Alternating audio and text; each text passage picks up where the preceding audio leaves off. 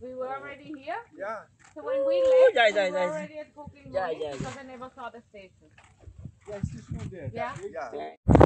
ধন্যবাদ। আসলে আপনারা অনেকে জানেন যে বাটাকুল বাসকাবা সুন্দরবনে আমাদের কচ্ছপ নিয়ে অনেক কাজ হচ্ছে। দীর্ঘদিন যাবত আমরা এই কাজটা করছি। কেন এই কাজটা করছি আমরা অনেকে জানেন। আপনারা জানেন যে পৃথিবীতে 300 প্রজাতির কচ্ছপ আছে। এটা 3টে ভাগ আছে। একটা হচ্ছে টর্টয়েস, একটা টার্টেল এবং একটা ট্রাফিস। টর্টয়েসগুলো সাধারণত পাহাড়ে পর্বতে থাকে। টার্টেলগুলো থাকে আপনাদের এই ধানের ক্ষেত বা মিষ্টি পানিতে। আর ট্রাফিন থাকে নদী বা সাগরে।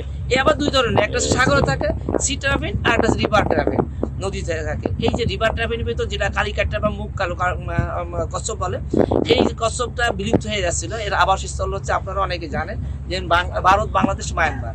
এটা 2000 সাল IUCN ডিক্লার দিয়েছে যে পৃথিবীতে কোথাও নাই। কিন্তু পরবর্তীতে বিভিন্ন জমিদার বাড়ি থেকে উদ্ধার করে আনে আমাদের করমজল সহ ভালোভাবে এখানে প্রজননের কাজ শুরু হয়। আর বিগত 14 সালের থেকে করমজলের কাজ শুরু হয়। এখানে এই যে প্রজননগুলো করার ফলে বেশ কিছু বাচ্চা হয়েছে। এ পর্যন্ত প্রায় 500-এর বেশি বাচ্চা হয়েছে। এই যে বাচ্চাগুলো হয়েছে, বাচ্চাগুলো লালন পালন করে আমরা এখন কী করবো, এই কচ্ছপের আবাসস্থল একসময় সুন্দরবনে ছিল, আমরা চাচ্ছি সেখানে ফিরে যাক। এই ফিরে যাওয়ার জন্যই আমরা এখন প্রথম যে পাইলট প্রজেক্টের মতো আমাদের কাজটা করার দরকার সেটা করতেছি। আমরা 2022 সাল থেকে সুন্দরবনের বিভিন্ন পুকুরে আমরা কিন্তু কিছু কচ্ছপ ছাড়িয়েছি।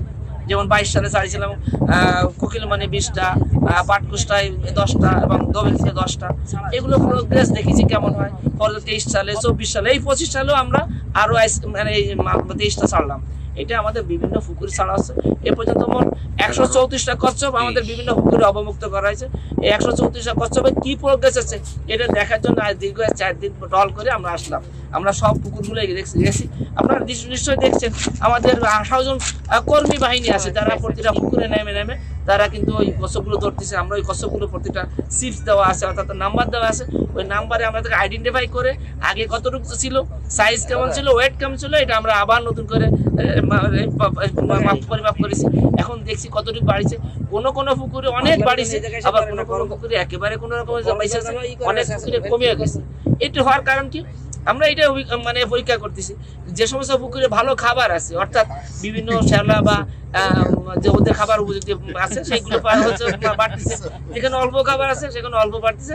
ইভেন কিছু জায়গায় খাবারও নেই, তারা কিন্তু ওয়েট কমে যাচ্ছে। ইচ্ছা করলে আমরা ওখানে খাবার দিতে পারতাম না, আমরা ওইটা ওইভাবে করা হয় না।